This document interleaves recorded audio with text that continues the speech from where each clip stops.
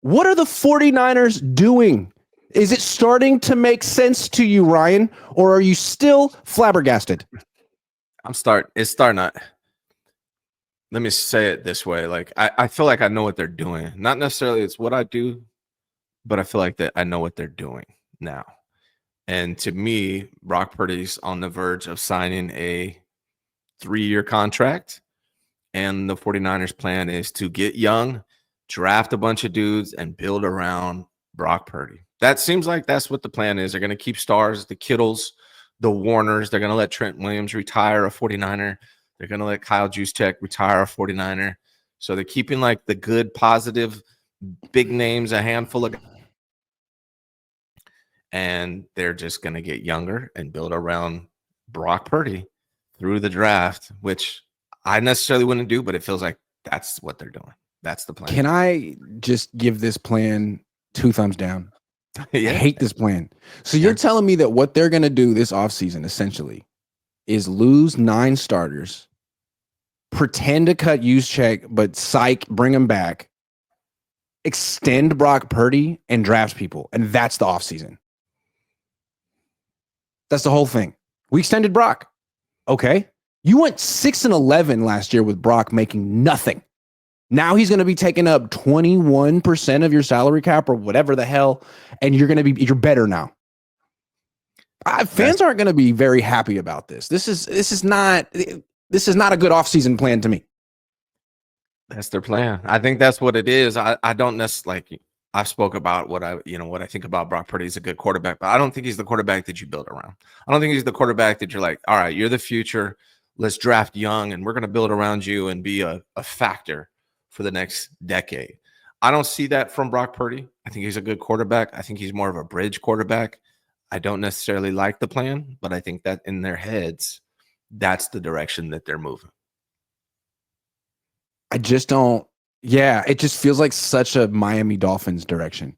It's such a Dallas Cowboys direction. The Cowboys. It's such a low rent, low tier NFL organization direction. Like, yo, we just went 6-11 and things aren't great. We got the oldest team in football, but we just extended our quarterback who isn't elite, but he's a great story and a great person. And now we're set at the most important position. So renew your season tickets. And in fact, they got a little bit more expensive this year, but you know what? You can rest assured at night that we have our guy at quarterback. Is he one of the best? No, absolutely not. But he's down to earth and he's nice and we like him. They're going business more than ever. That's the Dallas Cowboys model. Jerry Jones, I had my guy, Michael Melvin comes on my show and we talk. He's a Cowboys fan. And what he kind of like broke down for me is like, if you look at the Cowboys as a football team trying to win a Super Bowl, you have a lot of things that you can complain about. But if you look at Dallas Cowboys as a business, they're the best. And so I think now more than ever, the 49ers are just focusing predominantly on the business side. How can we make the most money possible while spending the least amount possible? Be relevant is all that's required to make money from a business standpoint, just like the Dallas Cowboys. And I think Brock Purdy is going to be the face of that for a while. I love that we're talking about this because I think this is the crux of the issue. Like the Cowboys business model is what the Niners aspire to. Their football model is crap, but their business model is great. And their business model very much is have stars on your team and pay them. Is Dak, like when they gave Dak Prescott $60 million a year, it was like, well, you guys are never, ever, ever, ever, ever winning a Super Bowl, but you don't really care. You have your quote unquote star quarterback who people have heard of and they might buy his jersey. You have your quote unquote star pass rusher who people have heard of, might buy his jersey, and your star wide receiver. You have stars on your team. You have household names. You suck, but you have some stars. The Niners are very much going that direction. Like 6-11 last year, getting worse on paper, lost a bunch of non-stars, but as Juszczyk said, hey, they still got a bunch of stars. You still got CMC, still got Trent, still got Kittle, still got Bosa, still got Warner, and Purdy. So you got 7 stars on a team that went 6-11, but at least when you go to Levi's Stadium, you've heard of the people on the field and maybe you'll buy their jersey. And this year more than ever, the Dallas Cowboys since I believe 2016 have not paid a free agent more than $6 million.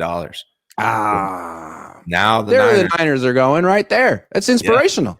it's business. It's business right now more than anything. I feel like You pay your own stars. you pay your own stars that you draft that have, build a reputation here That you vacation with. That the fans love, that sell jerseys, sell tickets. Yeah. And with free agents, you don't spend a lot of money. Hargrave didn't sell any tickets. Hargrave didn't sell any jerseys. Kittle's been selling jerseys since 2017. Yeah. Juszczyk sells jerseys. York is in his zone. York has Please raise your hand if you're watching this. If you're watching this show right now and you ever bought a Juszczyk jersey, raise your hand. Hold it up high. We're watching you. You did this. It's your fault. York's found his comfort zone. I feel like he's found his comfort zone. He's got the coach. He's got the GM. He's found his model where how he can make money and they'll be relevant. And they got a slight chance to win a Super Bowl every year. I agree. And I think they've kind of figured out that like they're going to make X amount of money from the Niners, whether they pour in hella money to the roster or not. That fans are going to buy into Brock and Kyle and the whole operation, whether they're going big with the spending or building through the draft. They're always going to have 18 million content creators saying that what they're doing is hella smart and the right thing to do. And what they can do is take back a little bit of the spending on football, spend it on other investments, and make more money. And that's really they're trying to make soccer into major revenue streams and haven't accomplished it yet. I think that's the number one project for Parag Marathe right now. This is the Niners are more of a back burner project. They're going to be making money one way or another because they're the Niners. Yeah, I mean, and last year they spent more money than any other team in the NFL, and they went 6-11. Yeah. So they probably figure we can go 6-11 with some young homegrown talent. We don't need to be like we went 6-11. It didn't pay off for us. What are we doing? It just feels like in Hollywood, like Kyle would have been a director or producer saying, I need $200 million for this film, $334 million for this film. Yeah. It's going to be a blockbuster. Don't worry. It's going to be the number one film of the year. And it freaking flops. It bombed. Yeah. And then the, Warner Brothers or whatever is like, so Kyle, we're never giving you that money again. This is your new budget in Hollywood and you better make it work because we don't trust you. That's kind of what it feels like what happened with Kyle and the Niners this year. You're never getting that budget again, but you might just be able to make it work with young guys because we heard you're a great coach. So prove it, buddy. I don't think people, fans in particular, think enough from the business standpoint. They think they just flushed $334 million down the drain for nothing. It's gone. This is a business first and foremost. That's the number one goal more than anything. Then Super Bowl would be great, right? It's if you convinced your boss to spend $334 million on something and it didn't work out, you think they'd be like, Ryan, it's one of those things, dude. Let's just keep plugging away. Or do you think be like, Ryan, we need to have a serious conversation? No one in this office wanted to do this, but you told us to do this and it didn't work out. So now we got to do some things different. Yeah. That's where the 49ers are at. That's what they're doing. That's the direction they're going. They haven't brought in zero big free agents. So we know what but it is fair for certain fans to be like, yo, like you spend a lot of money on football and it didn't work out one year. Tough. Who cares? It's your job to invest. And it's because you had one down season. Now you're going to justify not spending on football. And fans are supposed to be like, yeah, austerity. This is dope. Like, no, you guys are worth it. What, $7 billion? I mean, you took a little bit of a loss this year. Probably didn't even take a loss. No. So I'm just not moved by the York's plight. And if I were a fan, I'd be pissed. If I were Kyle, I'd be pissed. Like, yeah, okay, I got it wrong. Okay, but now we have to be the A's? Why? Well, how many fans are really dialed into this? Some of the ones that watch us, right? Right. Some the kind of people who would watch a 49ers live stream at 9 a.m. in March. Yeah. But a majority. We got 1,500 people watching right now. Just want to say that. Shout out to all you guys. Shout out to all of y'all. A majority of just 49er fans they're not dialed into this, right?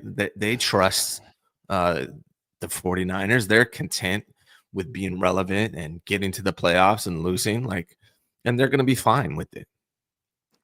I don't think people realize that I have a pocket.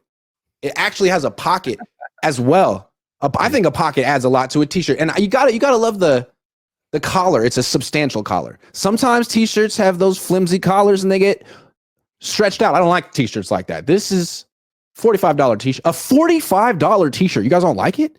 God, am I just old? I felt like this was so money when I saw it. I was like, this is something I would have worn in 2009. Watch out. Do you remember the rayon button-ups? It reminds me of that. It's not a button-up, it's a t-shirt, but it reminds me of the rayon button-ups that we used to wear in the 90s. No, and you know what? The fact that I don't remember it makes me feel like it's disrespect. I don't like it. It's not bad. I used to wear hella rayon button-ups. Tupac used to wear a lot of rayon button-ups. There you go. So taking it back to 1995. Robin Huber says maybe they sign Rodgers.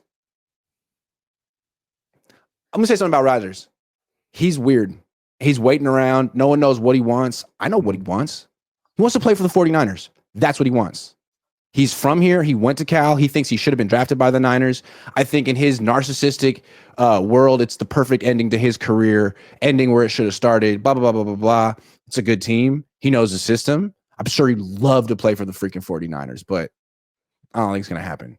Mark Rich said you're looking like a pack of zebra gum. Do you remember zebra gum? Zebra gum was so good. I think that's why I bought this, because I think I loved zebra gum. Yeah, that's you guys are all jealous that I have way better $45 t-shirts than you. You're mad. Josh Wyatt says Juice deal makes sense because not only did it save cash, but it created $3.6 million in dead cap that they can't be forced to spend against the cap minimum. That's a great point. If you want to get out of spending cash, just create a bunch of dead cap so you actually can't spend. There's a rule against it. Yeah, it's true. It's genius, man. Parag is on another level. And then over the weekend, Parag and Jed and friends came out to Oakland. Trying to steal your vibe. Trying to steal my whole vibe. Went to downtown Oakland, went to Afghan restaurant that I haven't been to yet. It's relatively new, and just ran up the tab. Ran it up. They're like, oh, do we have to pay Dre Greenlaw? Nope. Why don't we get another steak? Do we have to pay Tavares? Nope. Why don't we get dessert? Just kidding. I think they would have been able to afford it one way or another, but it's a bad look. I just don't understand slashing prices, slashing spending left and right, getting rid of 8 million players, and then posting in back-to-back weeks like, here I am with great tickets at the Warriors game and all my friends who I pay and all my kids' friends. Here I am with this. It's like, why don't you not post it? Here's the thing too about the Niners right now. Like it's not that they're just not signing expensive free agents right now. I fully anticipate them being very sticky with the money moving forward for a while. Like they're going to pay Brock, but I don't see them throwing out big contracts to outside free agents or to really a lot of their own players moving forward. They're going to get younger. They're going to have a bunch of guys on rookie contracts, and it's going to last, 3-4 years before they have to make those decisions. And maybe this tides will change at that point. But right now, I see this being the plan with the 49ers for the foreseeable future. Good news, Niner fans. They're now the San Francisco A's. Meanwhile, the A's in Sacramento are spending money. I don't understand. I'm not sure Barry Sports anymore. Huh? Am I back? No, he's back. You're back. You're back. All right. Here's what I wanted to say now. A little bit of optimism. Shelling out a bunch of money doesn't necessarily translate to wins, as we saw last year. So it's possible that this new formula is the right formula. Getting younger players are statistically, factually more likely to stay healthy. They're usually a little quicker, right? So this actually might end up being a good plan. And we kind of got to see how it. I agree. It could be a good plan. I just don't have high hopes for 2025.